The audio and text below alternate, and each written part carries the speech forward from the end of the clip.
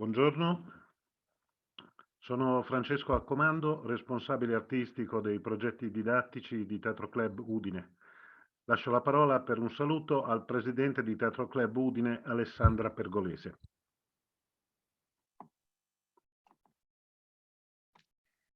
Buongiorno a tutti e benvenuti al secondo incontro del progetto Ragazzi in Piazza.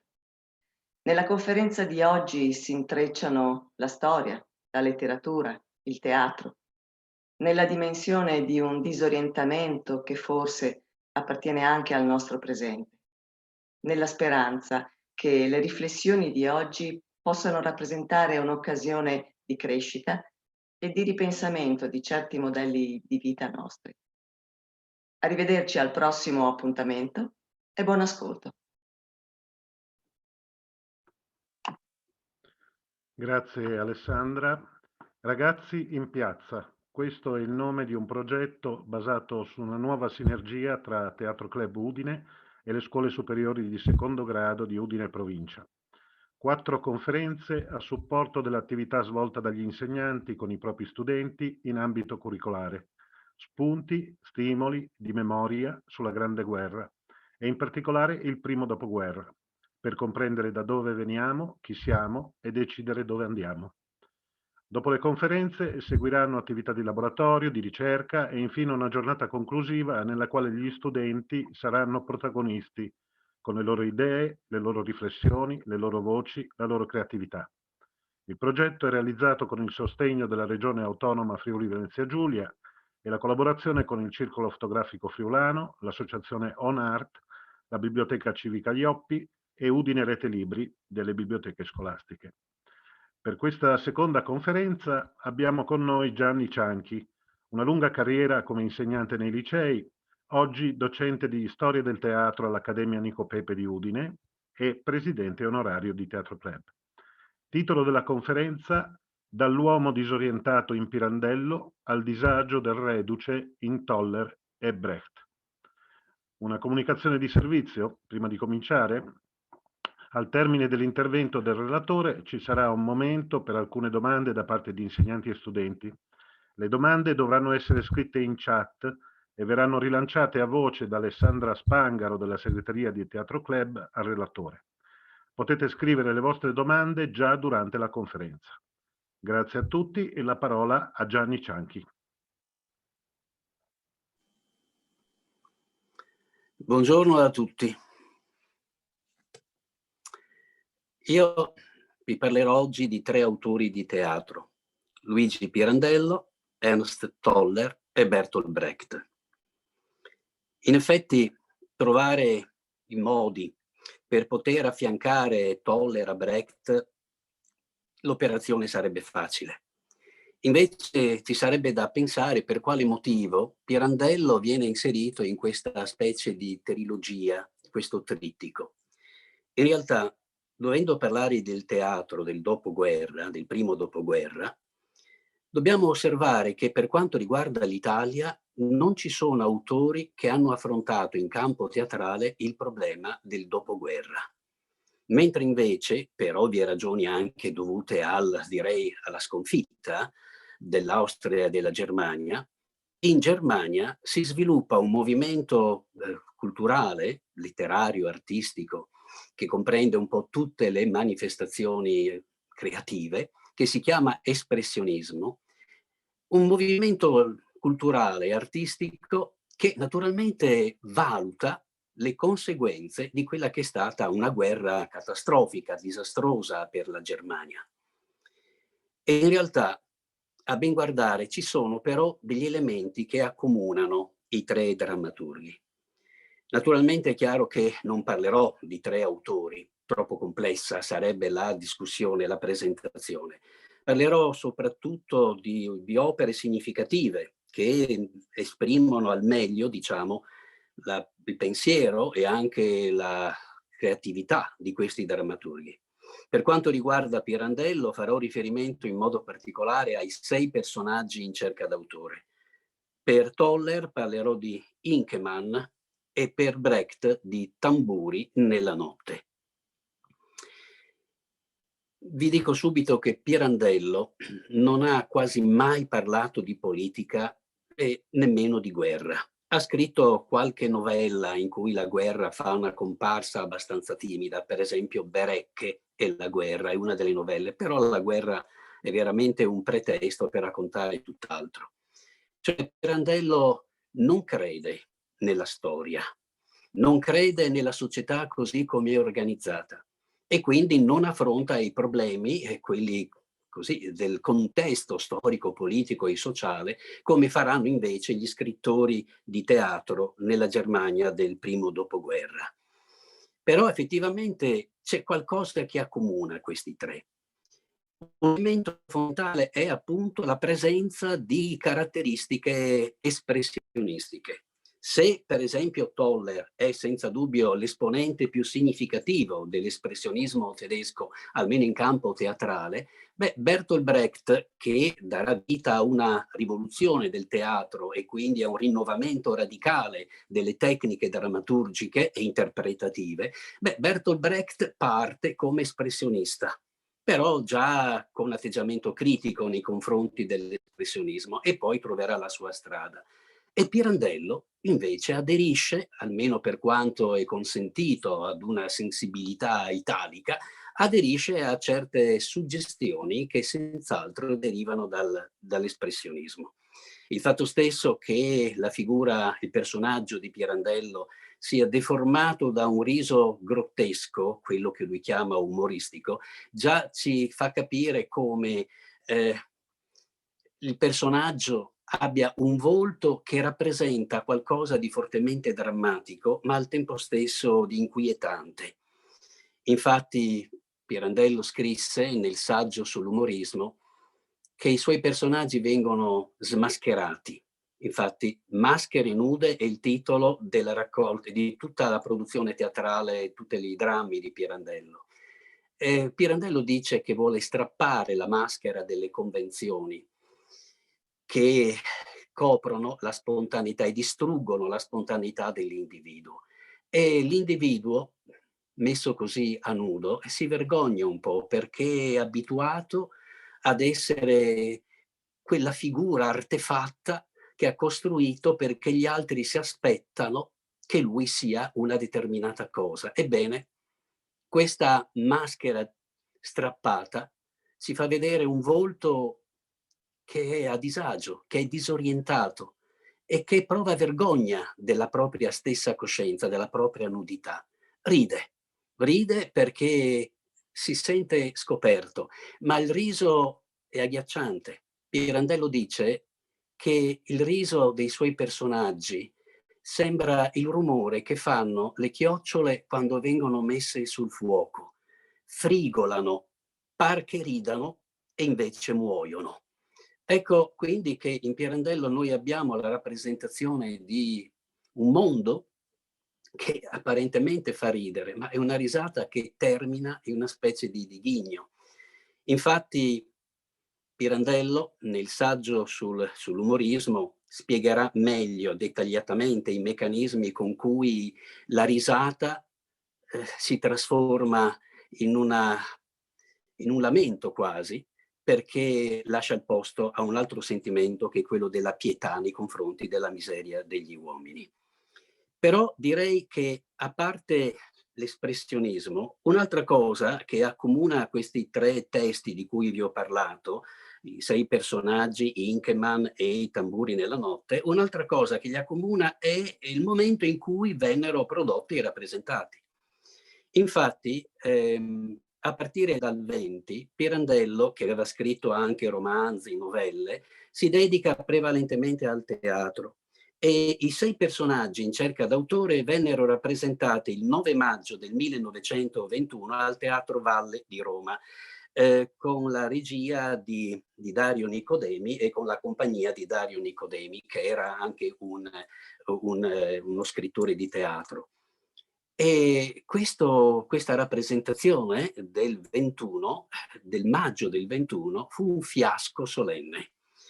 E evidentemente lo schema la struttura drammaturgica era troppo complessa e probabilmente non era comprensibile per un pubblico abituato a forme di teatro grottesco più ammorbidito. Resta il fatto però che Pirandello non si scoraggiò, tanto è vero che quando lo spettacolo venne nell'autunno rappresentato a Milano ebbe un enorme successo. Non solo, ma i 6 personaggi immediatamente fecero il giro del mondo. Gli successi in Europa non si poterono più contare, tanto è vero che grandissimi registi lo misero in scena. Per esempio nel 23 Pito F, che è un grande regista francese dell'epoca, rappresentò i 6 personaggi in cerca d'autore. Poi a Berlino nel 24 Max Reiner, che è un altro grandissimo regista tedesco e con il quale collaborò fra l'altro lo stesso Bertolt Brecht proprio nel 24, ecco, mise in scena anche lui i 6 personaggi in cerca d'autore. Poi venne rappresentato a Londra e poi in Brasile, in Argentina e negli Stati Uniti. Questo avviene nel 1921. Nel 1921 viene composto appunto Inkelmann di Toller, anche se poi la rappresentazione si tenne, la prima rappresentazione, il debutto, si tenne a Lipsia nel 23, però la composizione avviene nel 21 e 22. Nel 1920 invece Bertolt Brecht fa rappresentare nel settembre a Monaco il suo Tamburi nella notte. Un'altra cosa che accomuna questi 3 testi, e quindi è chiaro che da questo possiamo dedurre come il teatro possa essere una cartina di tornasole che ci fa capire qual è la situazione politica di un determinato paese. Un'altra cosa che troviamo presente in tutti e 3 i testi è la crisi delle ideologie. Cioè ci si accorge che sia Pirandello, sia Toller, sia Brecht non credono molto nella realtà circostante. Cioè, in altre parole, tutti e 3, sia pure in termini esistenziali, come Pirandello, oppure in termini politici, di impegno politico, vedi Brecht e Toller, tutti e 3 dicono che dopo la guerra il mondo è distrutto, che non ci sono più valori, non ci sono più ideologie. Sembra veramente che la guerra abbia fatto terra desolata e che si debba ripartire da zero. Quindi Pirandello, per esempio, non crede in nessuna certezza. Pirandello pensa che quello in cui l'uomo crede è qualcosa che vale soltanto per l'individuo, in quanto la verità è sempre e solo soggettiva, se esiste. Pirandello, per intenderci, rifà suo un aforisma Gorgia Valentini, un sofista. Infatti dice che la verità non esiste. Se anche esistesse, non sarebbe conoscibile. Se anche fosse conoscibile, non sarebbe comunicabile. Questo significa che gli uomini, fra di loro, sono destinati a non capirsi, a non comprendersi. Sono praticamente in continuo conflitto. Certo, è un conflitto esistenziale, è l'incomunicabilità. Però chiaramente questa visione, per così dire, spirituale, psicologica dell'individuo, una visione che vede l'uomo in continuo conflitto con se stesso e con gli altri, fino al proprio annientamento, per cui uno è quello che crede di essere per se stesso, però poi si accorge di essere diverso a seconda degli altri, a seconda di come gli altri lo vedono e di conseguenza perde il senso della propria identità, perché non sa se è quello che lui crede di essere o quello che crede un altro che lui sia. Uno, nessuno, 100.000. Uno, in quanto io penso di essere qualcosa. 100.000 perché se ho di fronte a me 100.000 persone, tutte hanno un'idea diversa di quello che io dovrei o posso essere e in realtà non sono nessuno. Ecco quindi il disorientamento di un uomo che non riesce più a sapere chi è e nemmeno che posto occupa all'interno della società. E questo senso di smarrimento, di disorientamento, che fa capire quanto la guerra non abbia risolto le incertezze, le problematiche, le contraddizioni di un mondo che effettivamente risulta sbagliato. E la cosa interessante, che poi troveremo naturalmente in termini diversi anche in Toller e in Brecht, è che Pirandello si rifiuta di mitizzare l'uomo, o meglio di mistificarlo, cioè di vedere nell'uomo delle certezze, delle sicurezze, delle forze che l'uomo, secondo Pirandello, non può avere. Infatti nel 20, quindi per intenderci l'anno prima della stesura e della rappresentazione dei 6 personaggi in cerca d'autore, Pirandello scrisse un saggio su Verga e poi tenne anche un discorso a Catania per gli 80, sempre nel 20, per festeggiare gli 80 anni di Giovanni Verga. Bene, in questo saggio e nel discorso che tenne a Catania nel 20, Pirandello sostiene che Verga è una persona onesta, che sa guardare in faccia alla realtà, mentre D'Annunzio è un mistificatore che racconta ciò che non è per poter fare semplicemente bella figura. Ora, la cosa che da un punto di vista storico ci interessa è che nel 24, quindi quando ormai i 6 personaggi erano conosciuti a livello internazionale, nel 24 avviene il delitto Matteotti, di cui magari i vostri insegnanti diranno qualche cosa. Cioè il fascismo elimina violentemente, con la forza, gli oppositori, coloro che protestano perché assistono alla mancanza di libertà, alla privazione della libertà. Il fatto è che proprio nel 24, al tempo del delitto Matteotti, Luigi Pirandello si iscrive al partito fascista. La cosa non deve sembrare strana. Nemmeno deve sembrare strano il fatto che l'anno successivo Pirandello firma il manifesto di Gentile, manifesto degli intellettuali fascisti. D'altra parte, quel manifesto viene firmato anche da Giuseppe Ungaretti. Naturalmente è chiaro che sia per Ungaretti che per Pirandello si tratta di un grosso equivoco. Pirandello si accorgerà subito dell'equivoco. Infatti l'uomo di Pirandello non è assolutamente né l'uomo d'Annunziano, né l'ardito, né colui che crede in patria, Dio e famiglia. Anzi, secondo Pirandello, chi crede in patria, in Dio e in famiglia è semplicemente un illuso. Queste sono cose di cui sono pseudo valori di cui l'uomo ha bisogno semplicemente per ingannare se stesso, ma in realtà non sono cose reali, funzionali, perché ognuno pensa che la famiglia sia quella che la società ha stabilito che debba essere, però basterebbe leggere alcune commedie di Pirandello, Il gioco delle parti, oppure anche Il berretto a sonagli, per capire che il matrimonio è semplicemente una pagliacciata. E quindi la famiglia risponde soltanto a certe esigenze sociali volute in modo particolare dalle classi al potere, anche se naturalmente Pirandello non fa mai un discorso politico, però resta il fatto che la società, così come è organizzata, si basa sulla menzogna. Quindi tutti i valori in cui l'uomo che è impegnato nella vita sociale crede sono delle illusioni.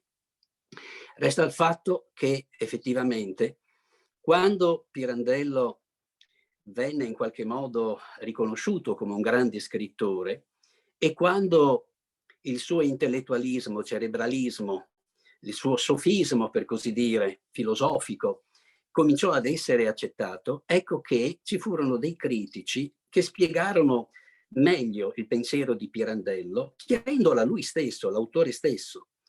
Uno di questi personaggi è Adriano Tilger, un filosofo che appunto spiega il concetto di verità relativa e la caduta dei valori di cui il teatro di Pirandello è chiarissima testimonianza. Adriano Tilger influì su Pirandello e Pirandello addirittura fece sua la filosofia di questo Adriano Tilger per poter scrivere dei testi sempre più complessi da un punto di vista filosofico. Ma Adriano Tilger, che poi è per così dire il mentore, per così dire, di Pirandello, firma invece il manifesto di Benedetto Croce, il manifesto degli intellettuali antifascisti, esattamente come Eugenio Montale. Il fatto è che nel 25 Pirandello formò il teatro d'arte. Per esempio, i 6 personaggi non sono stati messi in scena da lui, ma come vi ho detto da Nicodemi. Ma nel 25 crea una propria compagnia teatrale, teatro d'arte, e naturalmente comincia anche a pensare alle regie, per cui Pirandello diventa un personaggio significativo, come tanti altri ci sono nella storia del teatro italiano, Edoardo Di Filippo per esempio, Goldoni, Dario Fo, cioè personaggi che scrivono il testo, ma anche curano la messa in scena del proprio spettacolo. E quindi si può presumere che a partire dal teatro d'arte, vale a dire dal 25, che poi è un teatro che durò 3 o 4 anni, non di più, vi dirò anche perché, resta il fatto che quelle messe in scene di cui abbiamo qualche testimonianza sono abbastanza importanti da un punto di vista storico-filologico, perché vengono rappresentate esattamente così come l'autore voleva che fossero rappresentate. E questo non è un problema da poco, come vi dirò fra poco. Quindi Pirandello, avendo questa compagnia e dovendo portare la compagnia in tournée, aveva bisogno ovviamente di pagare regolarmente gli attori, l'affitto del teatro, eccetera, e di conseguenza aveva bisogno di fondi cospicui. E naturalmente noi in questo modo possiamo comprendere per quale ragione Pirandello aderì al fascismo, perché pensava chiaramente a sovvenzioni statali abbastanza consistenti. E lo stesso Mussolini, che aveva constatato la notorietà, che era venuto a conoscenza della notorietà di Pirandello a livello internazionale, pensò di servirsi di Pirandello per propagandare nel mondo il fascismo italiano, cioè il regime che si era imposto in Italia. Resta il fatto però che Mussolini, per quanto abile dittatore, non era molto addentro ai principi filosofici così raffinati come quelli di Pirandello, e non poteva capire che l'uomo di Pirandello era inversamente proporzionale alla sua figura, esattamente l'opposto. E quindi questo spiega anche per quale motivo prima o poi qualcuno avvertì Mussolini che il teatro di Pirandello, per quanto lui avesse firmato il manifesto degli intellettuali fascisti, era inversamente proporzionale all'ideologia fascista, e quindi i fondi vennero immediatamente tolti. Naturalmente Pirandello si guardò bene dal continuare ad aderire al fascismo, tanto è vero che quando morì nel 1936 Mussolini pensò di organizzare i funerali di Stato, ma nel testamento Pirandello impedì una cosa del genere. Addirittura non volle essere messo in una bara semplicissima di legno, nudo, avvolto in un lenzuolo. Ha chiesto di essere bruciato e ha chiesto che le sue ceneri venissero disperse presso insomma, il luogo caos, il posto dove praticamente lui abitava, viveva. Allora vi dicevo che le messe in scene di Pirandello, dei suoi spettacoli, per quanto è possibile averne documentazione, sono molto interessanti, importanti, perché appunto vediamo come Pirandello pensava che i suoi drammi dovessero essere rappresentati. Per quale motivo? Beh, i 6 personaggi, per esempio, in Cerca d'autore, che è il suo capolavoro in assoluto, i 6 personaggi è un testo che ci parla di teatro. Praticamente il teatro che riflette su se stesso, quello che si chiama metateatro oppure teatro nel teatro. La storia è complicata, comunque è la storia che vede come protagonisti un padre, una madre, una figliastra, un figlio e altri 2 bambini. Non sto a raccontarvi la storia perché altrimenti perderemo troppo tempo. Resta il fatto comunque che Pirandello ha scritto la storia di questi personaggi, però dice che nel momento in cui ha completato la stesura del testo teatrale si è reso conto che quel testo, così come lui l'ha immaginato, verrà necessariamente interpretato da un regista che lo metterà in scena. Ma quel regista avrà di quei personaggi una visione ben diversa da quella che lui ha avuto fin dall'inizio. Non solo, ma quando il regista chiederà agli attori di interpretare quei personaggi, quegli attori daranno una loro interpretazione. Questa è la ragione per cui, proprio sulla base di questa concezione relativistica della verità, Pirandello non vuole assolutamente mettere in scena i 6 personaggi. E allora i 6 personaggi che ormai sono stati creati e come frutto della fantasia sono eterni, perché l'uomo muore, l'autore muore, strumento della creazione, ma la creatura, l'opera d'arte, non muore più. Però per vivere deve essere, come dire, rappresentata. Un testo, perché possa vivere, deve essere letto. Un dramma teatrale, perché possa esistere, deve essere rappresentato. Pirandello si rifiuta. Ed ecco allora che i personaggi di questa storia vanno alla ricerca di un autore e quindi si fanno presenti in un teatro dove c'è un regista che sta preparando un testo teatrale, sta facendo prove teatrali, prove di uno spettacolo, guarda caso, che è il gioco delle parti proprio di Pirandello. E questi personaggi chiedono di vivere. Naturalmente come? Di vivere negli attori. Devono raccontare la loro storia. E quando l'hanno raccontata, allora il regista rileva che la vicenda può avere un suo interesse e quindi fa fare delle scene ai personaggi, che però per loro non sono scene, per loro questa è l'unica vera vita. Per loro quello è sangue, è vita vera.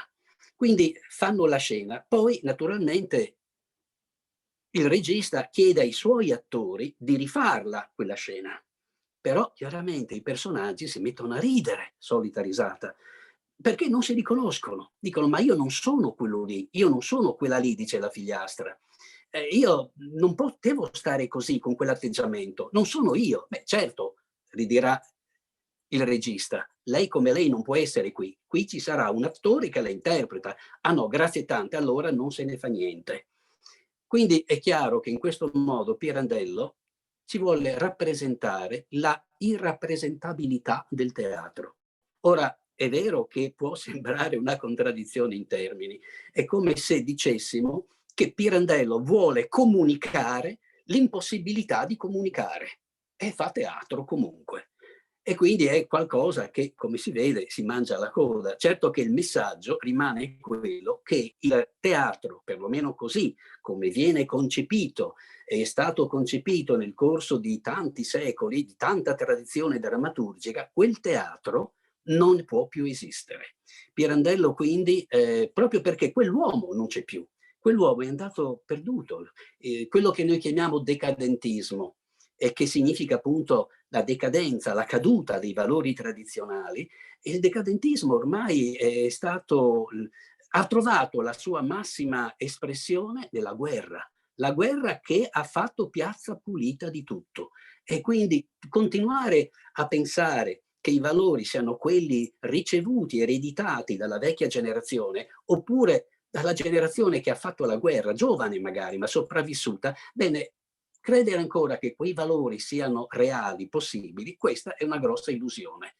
E c'è naturalmente sempre chi capisce il gioco delle parti e si prende gioco degli altri a sua volta. E quindi ride, ma è un riso, come vi ho detto, che è abbastanza così sconvolgente, abbastanza inquietante. Quindi ecco perché nonostante il taglio del dramma pirandelliano abbia connotazioni di tipo esistenziale, certo che rappresenta un disagio che è tipico di un'umanità che ha smarrito le proprie certezze. Per quanto riguarda invece gli altri due personaggi, Toller e Brecht, innanzitutto sono due tedeschi, il che significa che è possibile vedere invece come questa problematica del disagio del primo dopoguerra, come questa tematica venga e problematica, questa problematica meglio venga vissuta dai tedeschi, cioè da quelli che hanno perso la guerra e che si sono trovati naturalmente un po', come dire, alla mercé dei vincitori. Brecht e Toller fanno solo teatro politico, nel senso che mentre Pirandello, come vi ho detto, evita discussioni esplicitamente politiche, Brecht invece e Toller vogliono fare politica scrivendo testi teatrali. Per Toller il teatro rappresenta le contraddizioni della borghesia e quindi mette in luce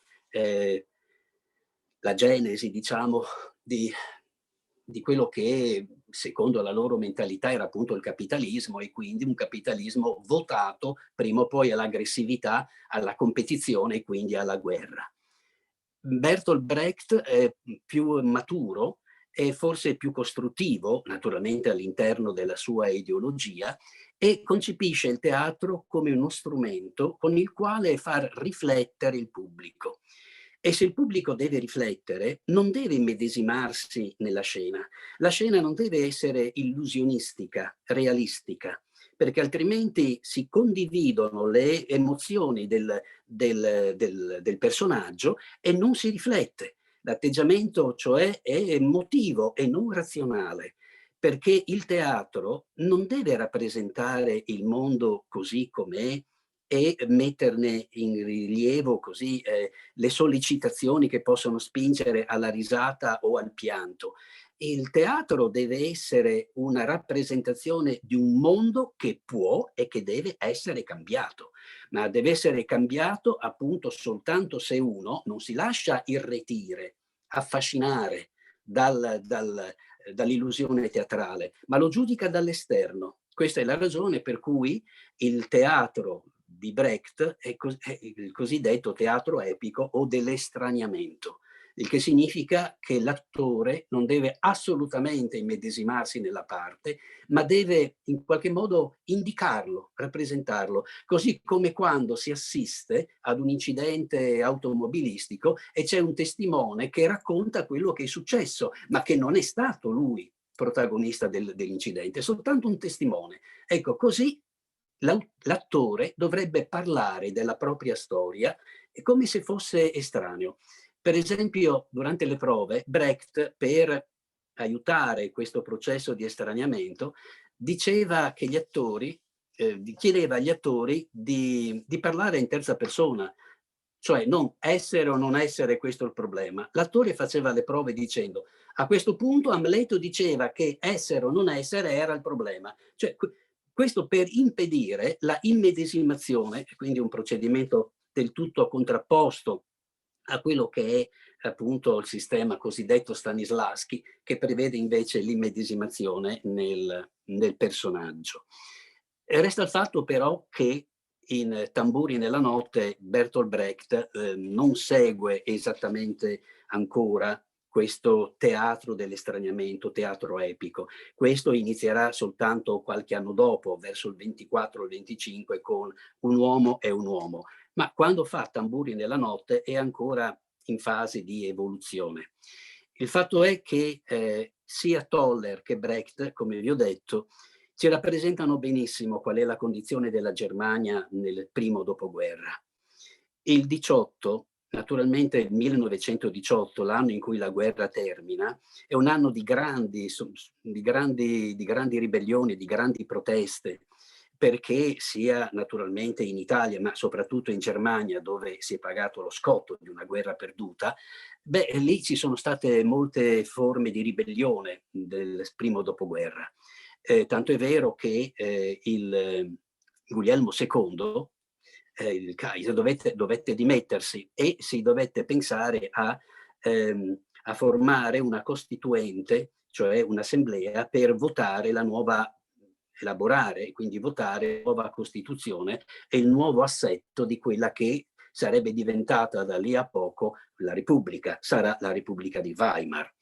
E resta il fatto però che siccome la guerra era stata praticamente come dire, determinata, voluta, sulla base degli interessi delle classi egemoni, delle classi al potere, delle classi più ricche, ecco che in contrapposizione viene a crearsi un movimento di socialdemocratici, che però chiaramente cercano in qualche modo il compromesso con le vecchie classi dirigenti, con il potere delle forze tradizionali, per intenderci. E siccome i socialdemocratici erano un po' troppo compromessi con la vecchia classe dirigente, ecco che da questo partito dei socialdemocratici si stacca la componente più radicale, quella dei socialisti indipendenti, che invece volevano un socialismo più autentico, più vero, e volevano emarginare quelle classi che avevano provocato la guerra e i disastri della Germania. E i socialisti indipendenti, soprattutto in Baviera, fondano la Repubblica dei Consigli, in cui opera come dirigente Ernst Toller, l'autore appunto del testo Inkelmann. Questi volevano partecipare, questi socialisti indipendenti volevano partecipare assieme ai socialdemocratici alla Costituente per formare la nuova Costituzione. Però ci sono all'interno, a sua volta, di questi socialisti indipendenti alcuni ancora più estremisti, che non vogliono partecipare perché pensano di dover rivoltare tutto e di creare un mondo completamente nuovo senza la presenza di socialdemocratici troppo morbidi e troppo compromessi con le classi tradizionali.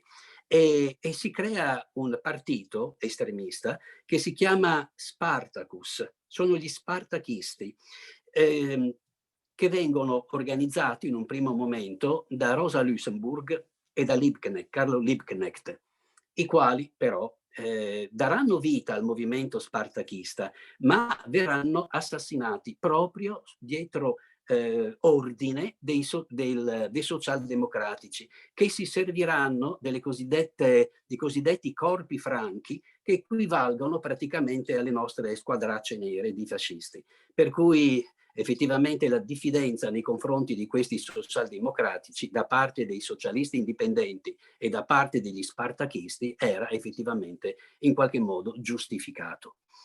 Vi dico questo perché Tamburi nella notte, ma prima ancora, per intenderci, Inkemann, fanno parte di questo mondo storico, culturale, sociale, politico.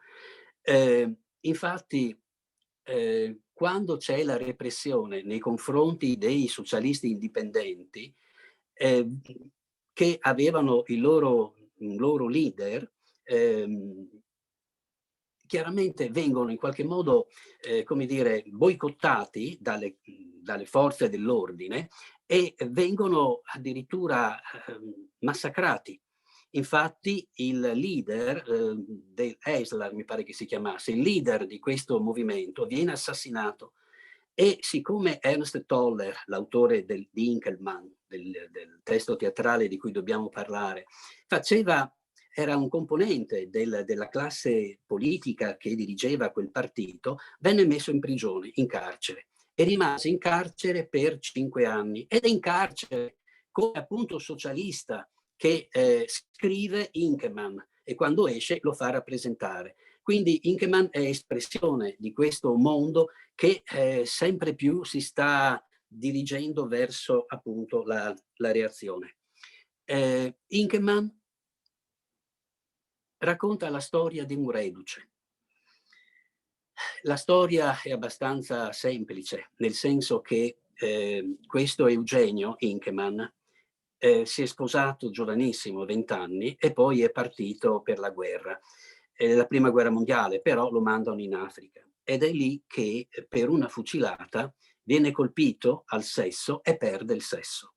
Per cui è un eunuco praticamente, che quando ritorna in patria ritrova la moglie, che in un primo momento cerca di stare con lui, però chiaramente la situazione diventa talmente pesante, e anche perché per questi reduci non c'è lavoro, non c'è, proprio perché gli operai vengono sfruttati e devono dar vita a movimenti come appunto quello dei socialisti indipendenti o degli spartachisti.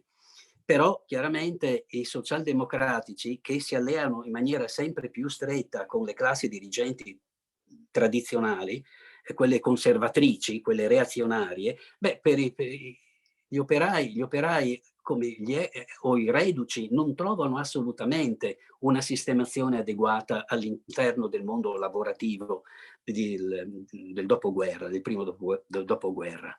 Ragione per cui, per esempio, Inkelman dice che purtroppo lui guadagna troppo per poter morire di fame e d'altra parte guadagna troppo poco per continuare a vivere. Di conseguenza la moglie a un certo punto non ne può più e finisce col tradirlo con un suo amico. Resta il fatto che Inkelman cerca in tutti i modi di trovare un lavoro per poter almeno assicurare una certa sopravvivenza alla moglie, cioè voleva dare l'assicurazione almeno di una vita decente. E trova lavoro addirittura in un circo, una specie di baraccone, in cui fa l'homunculus, cioè l'uomo gigante che riesce ad ammazzare con i denti topi e ratti, succhiandone il sangue.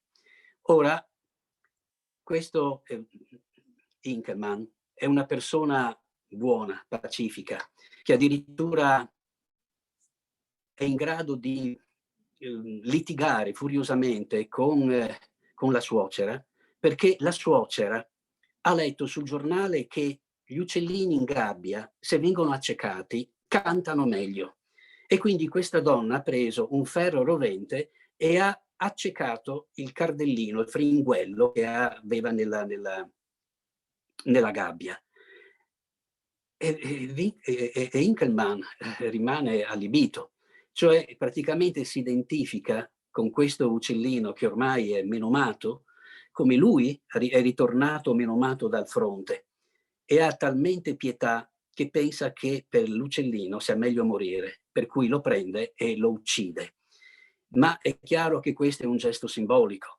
Questo atto di violenza Inkelman poi lo farà su se stesso, perché quando appunto verrà a sapere che la moglie lo ha visto nel baraccone a uccidere con i propri denti, a succhiare il sangue dei ratti, dei topi, è chiaro che tutto quanto gli cade addosso e alla fine finirà con l'uccidersi.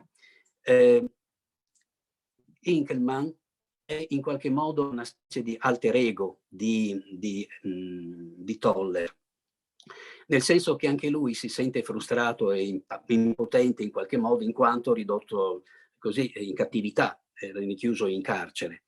Però Toller, anche se appartiene al movimento dei socialisti indipendenti, non crede molto nella violenza, quindi anche nella rivoluzione, nella rivoluzione armata, come appunto gli spartachisti che erano più agguerriti e più estremisti. E quindi si sente a un certo punto in qualche modo compromesso con una mentalità borghese, perché non ritiene di poter condividere le istanze degli spartachisti che daranno vita, dopo l'assassinio di Rosa Luxemburg e di Liebknecht, daranno vita al Partito Comunista Tedesco. Ecco, Toller non può arrivare a quegli estremi. D'altra parte non trova neanche una sua collocazione ormai, perché questo movimento di opposizione che era il suo, quello appunto dei socialisti indipendenti, è troppo debole sia nei confronti degli spartachisti, quello che potremmo chiamare estrema sinistra, sia nei confronti di chi naturalmente finirà col fondare la Repubblica di Weimar. E quindi si sentirà fuori luogo, si sentirà a disagio, anche lui si sentirà disorientato.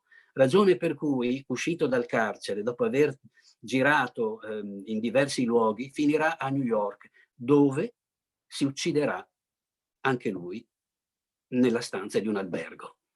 Quindi ora il testo di Toller è interessante perché questo personaggio, Inkelman, dovrebbe rappresentare agli occhi di chi frequenta il circo, il baraccone, agli spettatori, dovrebbe rappresentare la Germania forte. Lui è un gigante, no? Ha una corporatura piuttosto notevole, muscoli d'acciaio, eccetera, e quindi rappresenta la virilità, rappresenta il guerriero, rappresenta il teutonico per eccellenza, ma in realtà è un gigante d'argilla, cioè sappiamo che egli non è nemmeno un uomo più. Eppure la Germania si vuole rappresentare ancora come il superuomo, mentre tutto sommato questo personaggio è talmente fragile che chiaramente sarà una mistificazione delle veleità dei tedeschi, ma in realtà sarà autodistruttivo e quindi dimostrerà in pieno qual è la fragilità di quella Germania. Per quanto riguarda invece, e quindi arriviamo alla conclusione, Tamburi nella notte, beh, qui abbiamo la storia di un reduce, appunto, che ritorna. Quindi l'artigliere tedesco, Andrea Kragler, è rimasto prigioniero in Africa durante la prima guerra mondiale e, creduto disperso per ben 4 anni, torna a Berlino una notte dell'inverno del 18-19. Vi ricordo che nel 19 Rosa Luxemburg e Liebknecht vengono assassinati e scopre che la sua fidanzata Anna Balicke in quelle stesse ore sta stringendo un nuovo fidanzamento con Friedrich Murk, benestante e imboscato, da cui fra l'altro attende anche un figlio. Il padre di Anna, della fidanzata di questo reduce, si è arricchito con la guerra e naturalmente rappresenta quella classe dirigente che con cui si compromette il partito dei socialdemocratici. Considera gli spartachisti pervertiti e usa parole abbastanza forti come sifilitici e cose del genere, disgraziati, fannulloni, eccetera. Ma la cosa interessante è che alla stessa stregua degli spartachisti si considerano anche i reduci. Infatti, il padre di questa ragazza si è arricchito con la guerra perché vendeva cesti per le munizioni e quindi considera quelli che sono andati in guerra strumenti per il suo benessere economico, ma adesso che potrebbero ritornare senza arte né parte, è chiaro che sono un peso morto per la nazione e la figlia deve sposare un altro invece che si è fatto i soldi perché si è imboscato e anche lui si è servito della guerra per arricchirsi, mentre gli altri stavano combattendo. Beh, allora è chiaro che il reduce viene considerato come una figura negativa e diventa addirittura sinonimo di spartachista. Reduce e spartachista diventano sinonimi nella mentalità di questa classe dirigente. Resta il fatto però che quando appunto ritorna questo Klager e vede che ormai la situazione è insanabile, decide di sposare la causa degli spartachisti e quindi sta scoppiando a Berlino una rivoluzione organizzata da questi rivoltosi che appunto aggrediscono, per esempio, assediano le sedi del giornale, si spara nella città. Resta il fatto però che dopo che c'è stato l'incontro e scontro fra il reduce, la fidanzata, il suo nuovo fidanzato e i genitori della ragazza, la ragazza stessa a un certo punto si accorge di voler ancora bene a Klager e quindi abbandona tutti e lo raggiunge. Ed è a questo punto che Klager dice che una famiglia comunque vale più di una rivoluzione. Ecco allora che Brecht vede anche nel reduce praticamente una persona priva di coscienza politica e che aspira ad una pacificazione con se stesso e con gli altri e punta alla creazione di una famiglia squisitamente borghese. Ora, è chiaro che Brecht qui non crede nemmeno fino in fondo alle ideologie politiche che stavano praticamente dilaniando, no, le coscienze dei tedeschi dell'epoca. Resta il fatto però che Brecht soltanto dopo Tamburi nella notte, cioè nel 24, aderisce in maniera più consapevole al Partito Comunista Tedesco. Però al tempo di Tamburi nella notte era ancora legato all'espressionismo e non aveva ancora le idee molto chiare in campo politico. Il fatto è però che Brecht si accorse subito che la conclusione di Tamburi nella notte, con questo personaggio che abbandona la rivoluzione perché che aveva accettato soltanto fin quando coincideva con i propri problemi personali, ma una volta risolti i problemi personali, ecco che Klager abbandona la rivoluzione e preferisce due cuori, una capanna a tutti i movimenti politici, sociali e i problemi che si stavano appunto si stavano acuendo nella Germania del tempo. Brecht naturalmente con questo cosa vuole? Assolvere forse il protagonista che rinuncia alla rivoluzione in nome di un perbenismo e di una quiete che definiremmo piccolo borghese? Quindi per Brecht la via della rivoluzione al tempo del Tamburi nella notte è sbagliata? Prima bisogna risolvere i problemi personali e poi semmai pensare a migliorare le condizioni storiche, sociali e politiche? Beh, è certo che rimane un fatto che Tamburi nella notte non è mai stato rappresentato da Brecht.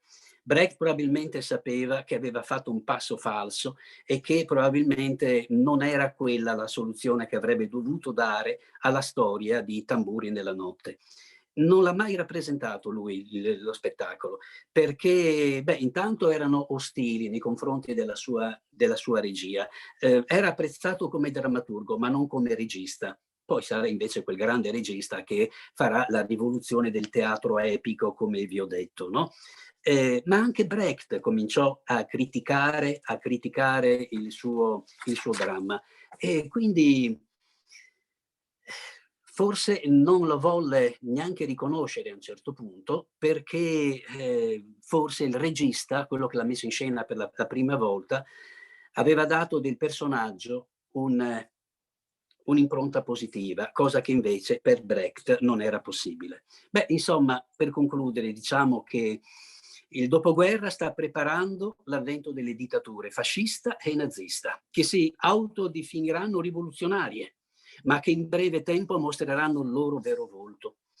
Pirandello strapperà le maschere, lascerà nude le coscienze. Toller denuncerà il nazionalismo votato alla guerra e con i suoi drammi e il suo suicidio mostrerà le vittime. Brecht spiegherà che nel capitalismo e nella borghesia reazionaria di qualsiasi tendenza va cercata la genesi della guerra. Insomma, Pirandello, Toller e Brecht sono uomini che si sono serviti del teatro, convinti che questo sia un mezzo per risvegliare le coscienze e promuove lo spirito critico di persone, di tante persone, che guardano senza vedere. Ecco, io avrei terminato. Un attimo con le domande. Eccoci, buongiorno. Allora, la prima domanda. Di che movimento culturale sono Brecht e Toller? Allora, Toller è considerato appunto il massimo esponente, almeno in campo letterario, artistico, teatrale, dell'espressionismo. L'espressionismo che è praticamente un superamento del naturalismo, perché deforma le immagini, le prospettive. Se qualcuno ha avuto modo di vedere film di Fritz Lang, per tipo Metropolis, che è abbastanza conosciuto, oppure oppure Nosferatu o altre cose, cioè praticamente i tagli di luce sono violenti, le pareti sono sghembe. Da un punto di vista pittorico l'espressionismo lo possiamo trovare per esempio in Kokoschka. Non so se conoscono, forse qualche insegnante potrebbe magari mostrare qualche immagine quando poi riprenderà l'argomento. Quindi l'espressionismo è praticamente è questo movimento che è contro la guerra, contro la violenza, contro le classi dirigenti e contro il naturalismo, contro il verismo, con la deformazione grottesca delle immagini, maschere. Ecco, per esempio, io credo che molti conoscano il quadro di Munch, L'Urlo. Ecco, la deformazione è quella, per cui le maschere diventano, le figure sono maschere grottesche. Brecht invece parte all'inizio come espressionista, tanto è vero che nei primi anni in cui lui è attivo collabora con Karl Valentin, che era un performer che faceva cabaret a Monaco e poi anche a Berlino. Ed era un po', come dire, una specie di petrolino, una specie di maschera, no? Di maschera anche lui, che faceva appunto queste scene. Brecht però parte, perché è suggestionato da questa arte espressionista, che fra l'altro verrà subito condannata appena il nazismo comincerà ad avere forza in Germania, tanto è vero che il nazismo la considererà arte degenerata e ci sarà la persecuzione di quelli che vorranno continuare a operare in modo espressionista. D'altra parte teniamo presente che la Germania dell'epoca, prima delle censure ovviamente imposte dal nazismo, era una Germania ricca di eventi culturali.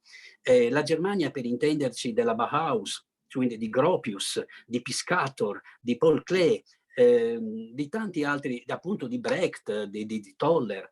Quindi è una Germania molto fertile. Quindi questo è l'espressionismo. Per quanto riguarda Brecht, parte come espressionista, però subito dopo chiaramente si allontana e crea non la deformazione dei personaggi, ma i personaggi dovranno muoversi non in maniera, come dire, esagerata, scomposta. Il gesto dell'attore, che lui chiama gestus, deve essere quello che connota il personaggio da un punto di vista sociale, economico. E quindi sarà un personaggio non sarà deformato, ma sarà espressione della classe sociale alla quale appartiene, ma deve essere esplicito, non deve essere deformato. Il pubblico deve capire esattamente che il personaggio rappresenta quella classe sociale, senza deformazioni. Deve riflettere, non deve lasciarsi suggestionare. Altre domande? Stiamo attendendo altre domande. Un attimo.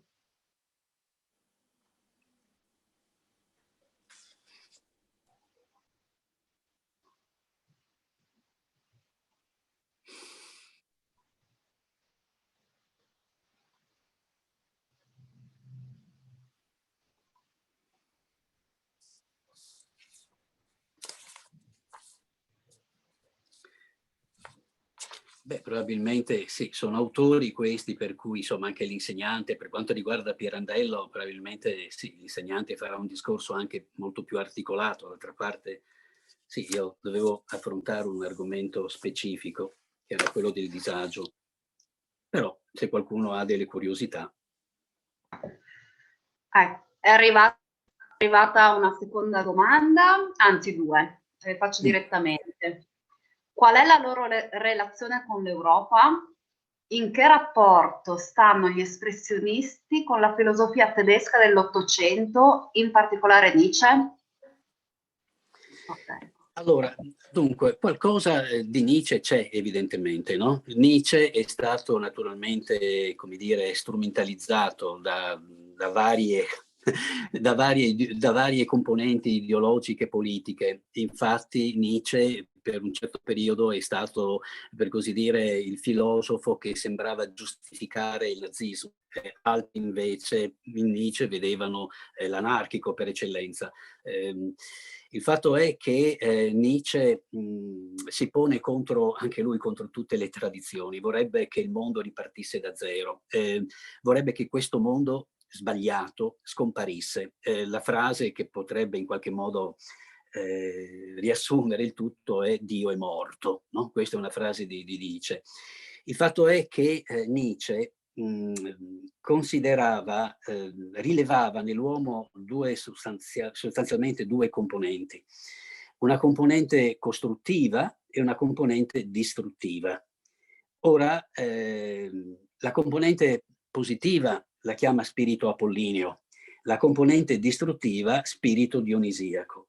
Ora è chiaro che da un punto di vista delle dittature, che naturalmente, come posso dire, organizzavano, programmavano la vita della collettività, praticamente c'erano delle regole per cui tutti dovevano comportarsi allo stesso modo, è chiaro che qui ci si riconosce nello spirito apollineo.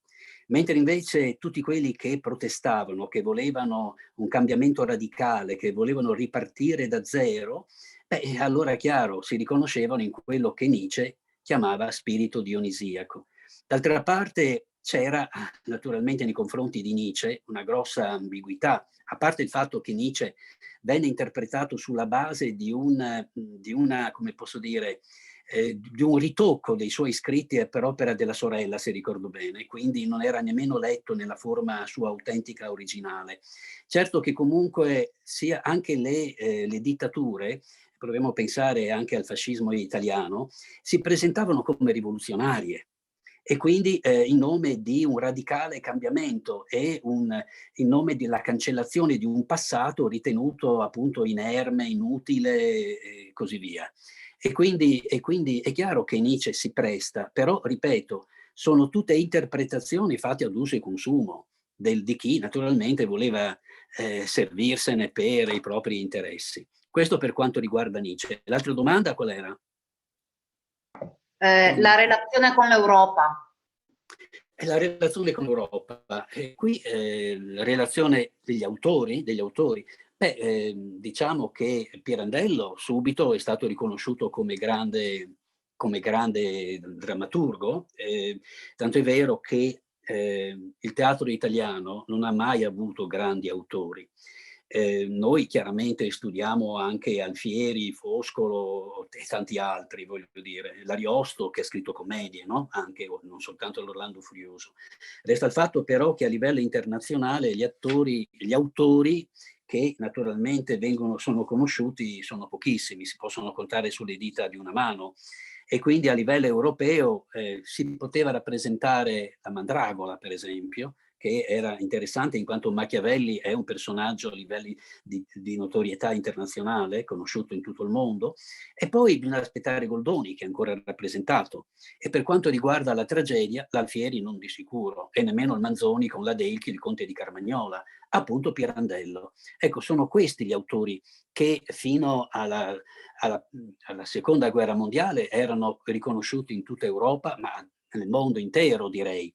E poi naturalmente ci saranno altri esempi, appunto Edoardo Di Filippo per esempio, no? E poi Dario Fo, però gli autori a livello internazionale erano questi. Quindi Pirandello sì, era in rapporto con l'Europa intera e come ho detto prima, addirittura Mussolini pensava di servirsi di Pirandello per propagandare all'estero il regime fascista italiano, dal momento che Pirandello aveva aderito in un primo momento al fascismo. Per quanto riguarda Toller è considerato un grande scrittore dell'espressionismo, però l'espressionismo, soprattutto quello tedesco, è stato boicottato un po' ovunque. D'altra parte, siccome si partiva dal presupposto che l'arte non doveva essere... L'espressionismo in qualche modo è una derivazione di altri movimenti d'avanguardia del primo Novecento, per esempio il teatro Dada, e poi Dada che si trasformerà, avrà a sua volta una evoluzione e quindi diventerà in Francia il surrealismo e anche in Spagna. Ma l'espressionismo è in qualche modo legato con questi movimenti di rifiuto del mondo costituito, come appunto Dada.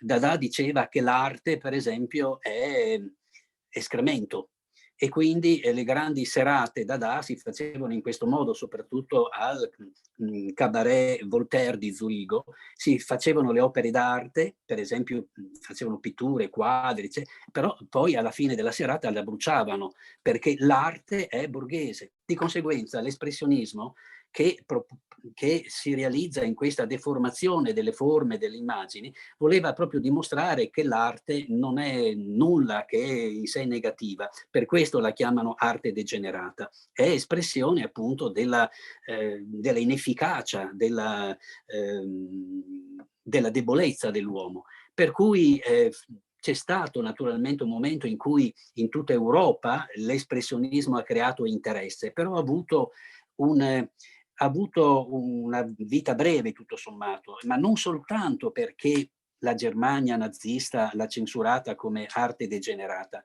Il fatto è che questi fenomeni d'avanguardia lasciano un po' il segno, però vengono superati comunque dai movimenti successivi. La stessa cosa è avvenuta per il futurismo, che ha fatto il futurismo italiano, per esempio, che ha avuto una grande influenza su movimenti culturali, artistici di tutta Europa, però ha lasciato il segno, ma come futurismo è morto subito dopo. Provate a pensare che Marinetti, che ha fatto il manifesto contro tutto, alla fin fine anche lui si è lasciato irretire da Mussolini e voleva essere il grande rivoluzionario, però è diventato accademico d'Italia. E se ricordo bene, uno degli ultimi manifesti che lui ha scritto era, figuratevi, il manifesto contro la pasta asciutta. Quindi voglio dire, sono movimenti d'avanguardia questi che lasciano senz'altro il segno, come il futurismo l'ha lasciato, soprattutto nella pubblicità, per esempio. Vedo che molti spot pubblicitari televisivi richiamano certe tecniche futuriste, però come movimento sono destinati a non durare a lungo, ecco. Certo che ci sono autori che hanno fatto delle cose interessanti, ma per quanto riguarda il futurismo, per esempio, da noi in Italia, soprattutto i pittori, Boccioni, no? E tanti altri.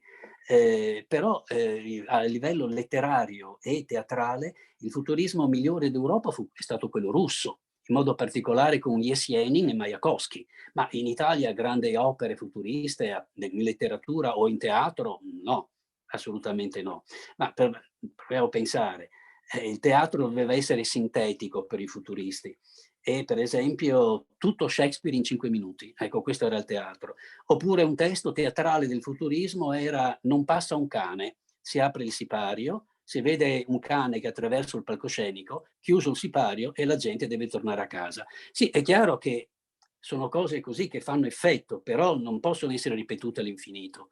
Quindi questi movimenti, come appunto è successo all'espressionismo, hanno lasciato il segno in tutta Europa, però come movimento non è stato utilizzato, ecco, per le suggestioni che poteva offrire, ma non certo attecchito come movimento altrove per poter rifiorire. Brecht è un'altra questione invece. Brecht è stato scoperto relativamente tardi in Italia. Nel 1956, per esempio, Strehler al Piccolo Teatro di Milano ha messo in scena l'opera da 3 soldi e Bertolt Brecht è venuto in Italia ed è andato a Milano a vedere le prove di Strehler e ha rilevato come Strehler aveva, come dire, riprodotto abbastanza fedelmente le tecniche del teatro epico d'estraniamento. E questa è la ragione per cui Bertolt Brecht diede l'esclusiva delle sue opere al Piccolo Teatro di Milano e a Strehler. Tanto è vero che, qui parlo del Palio teatrale studentesco, quando io per il Palio ho messo in scena l'eccezione e la regola, ho dovuto chiedere il permesso a Strehler perché lui aveva i diritti per tutta Italia delle opere di Brecht. Quindi Brecht è un altro personaggio, un personaggio che occupa uno spazio più consistente, ecco, di Toller, nel campo drammaturgico. C'è altro? Grazie. Al momento non ci sono altre domande. Chiedo se ci sono ultimissime domande, visto anche l'ora.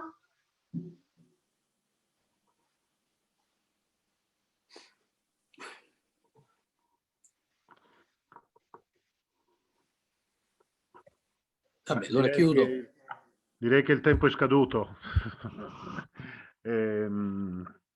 Grazie a tutti, grazie a Gianni Cianchi, è molto interessante, è stata la sua conferenza di oggi. grazie agli insegnanti, agli studenti, un grazie anche alla società Antract che ha curato il supporto tecnico. Questa conferenza è stata registrata e sarà pubblicata sul canale YouTube di Teatro Club Udine per essere visionata nuovamente dai partecipanti o dalle quelle classi che non hanno potuto collegarsi in diretta. Prossimo appuntamento lunedì 1 febbraio con la seconda conferenza del progetto La vita al tempo del Covid, relatore sempre Gianni Cianchi. Buona vita a tutti.